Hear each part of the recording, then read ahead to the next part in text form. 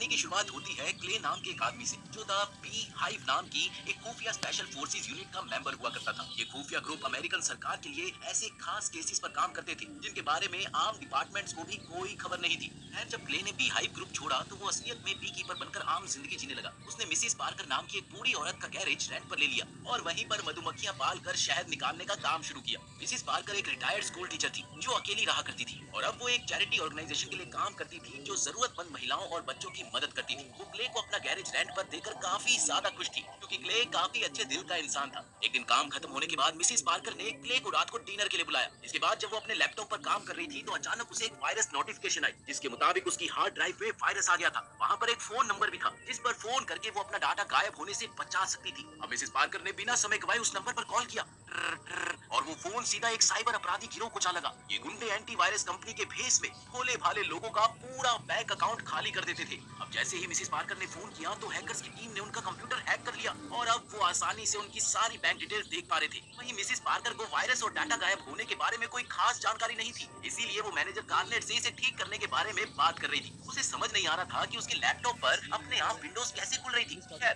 कार्नेट ने उसे समझाया कि ये सब कंपनी के वायरस हटाने के प्रोसीजर में शामिल है। इसके बाद कार्नेट ने मिसिस पार्कर से उनके बैंक अकाउंट की जानकारी मांगी। क्या आप अपने बैंक अकाउंट्स की जानकारी दे सकती हैं? और मिसिस पार्कर ने उसे जानकारी भी दे दी। तो कार्नेट ने कंपनी की तरफ से उसके अकाउंट में $50,000 भेज दिए, जिसे देखकर मिसिस पार्कर काफी ज्यादा हैरान हुई। $50,000! अरे उसे देखकर तो किसी की भी आंखें फटी की फटी रह जाए। लेकिन तभी कार्नेट ने उससे कहा कि उसने गलती से 500 की बजाय $50,000 भेज दिए हैं। अब उसने मिसिस पार्कर को बाकी के पैसे लौटाने के लिए कहा तो उन्होंने बिना ज्यादा सोचे समझे अपना पासवर्ड डालकर बचे हुए पैसे कार्नेट को लौटा दिए। लेकिन ऐसा करते ही कुछ ही पलों में उनका पूरा बैंक अकाउंट खाली हो गया। आखिरकार कार्नेट और उनकी टीम का मिशन कामयाब रहा। 7 करोड़! इधर ये सब देखकर मिसिस पार्कर के पैरों तले की जमीन ही खिसक गई क्योंकि ना सिर्फ उनकी बचत के पैसे गायब हो गए थे बल्कि उनकी चैरिटी ऑर्गेनाइजेशन का भी सारा पैसा उड़ चुका था। उन्हें समझ नहीं आ रहा था कि अब उन्हें क्या करना चाहिए।